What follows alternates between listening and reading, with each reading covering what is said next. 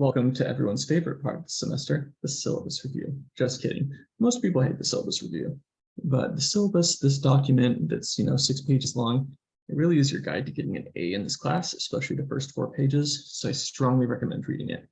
I'll just mention a few kind of points that I want to bring up.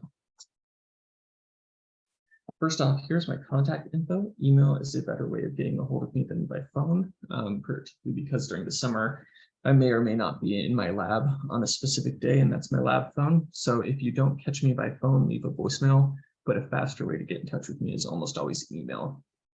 Please allow 24 hours to get back to you. More time if it's a weekend. Okay, I do take breaks at night and over the weekend to recharge my professor bot robot electronic batteries. So anyways, I am also a human being that requires occasional rest. So just be aware that, if you email me at 9:59 at night on a Wednesday night, I might not be getting back to you until the next day. It probably won't be. Okay. There is no textbook for this class.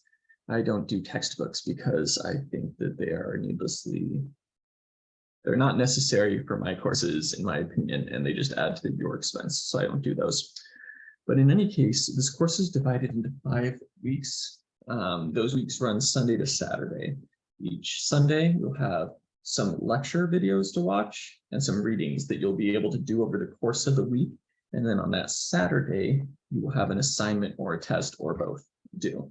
So if you go on Blackboard and go to modules, you will then have like week 1, week 2, week 3, week 4, week 5. In fact, why don't I just show you that so you see what I'm talking about? Okay, so you go to modules, you go to any specific week, and then that week will have specific modules. Modules is just like the topics, and then you go inside the modules and it'll have the specific readings and so forth, the readings and the videos, a series of videos for each week to watch. You can watch these in Blackboard, or you can click on the YouTube link and watch it through YouTube. It's really up to you.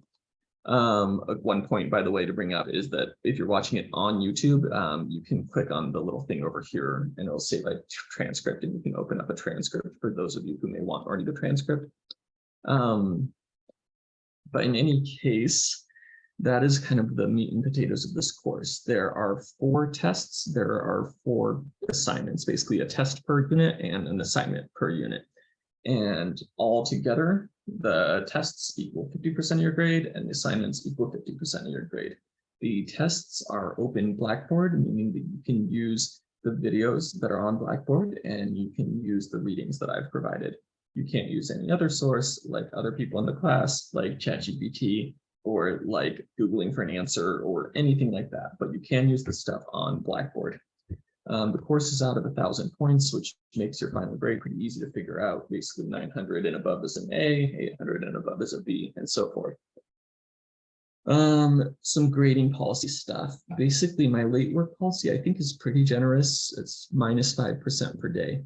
So it's very much worth your while, if you're a few days late, to still turn the assignment in. Something is very much better than nothing.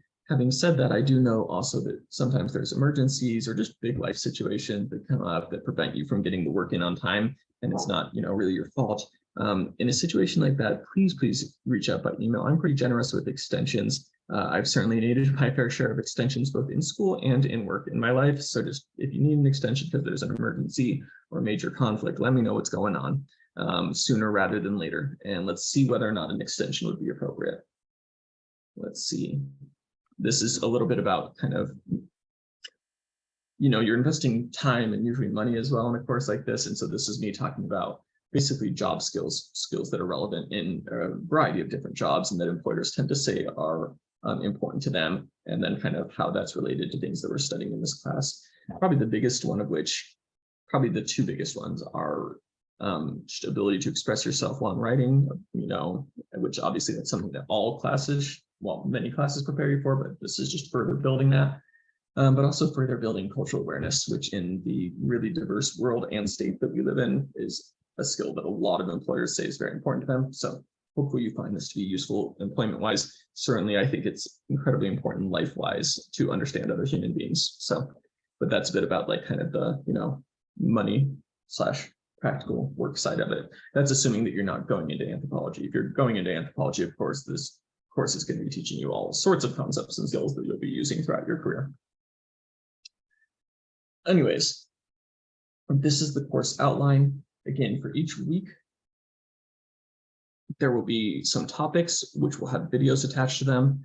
There will be some readings, and there will be some assignments or graded work, either an assignment or a test or both.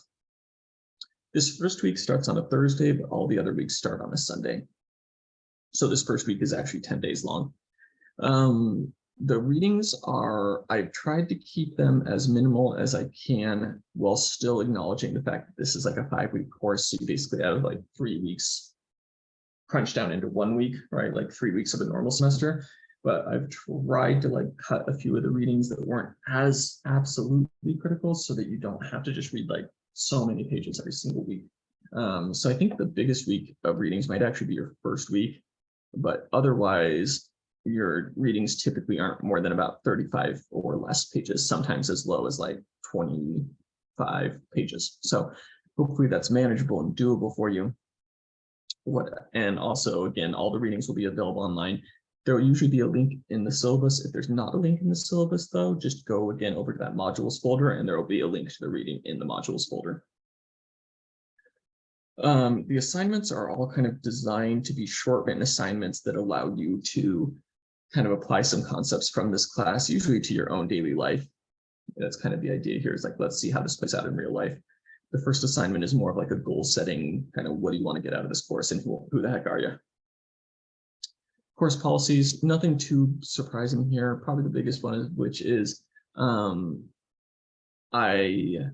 really dislike academic dishonesty, so please just don't cheat. I will say that, ChatGPT, I've only had 1 or 2 issues with students using that to fill in test answers or things like that. It's usually kind of obvious, if for no other reason than that ChatGPT often gives answers that are sort of 70% right and then 30% nonsense, but like very confident sounding nonsense. So don't use ChatGPT, both because it is something that is not always correct and also because it's not very ethical. So don't use ChatGPT. I'm not saying that ChatGPT doesn't have really good uses for other sorts of things. There are definitely industries and fields and areas where it can be a very useful type of technology. It's just for this specific class, don't be using it for tests or assignments. I want to see your own work. This stuff doesn't really apply because we're not on campus, but I just kind of include that as part of my syllabus.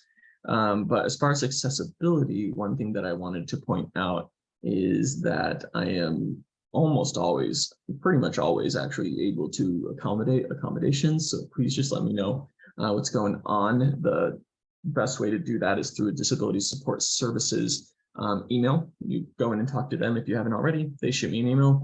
They say this person needs twice as much time on the test, or this person needs a certain kind of software that will allow them to interface with Blackboard better. And pretty much always these are accommodations that I can work with and make sure that you succeed well in the class. So just let me know if that's the case. And that's really it. So I am excited to be here this semester. Hope you are too. And that was the terrible syllabus review.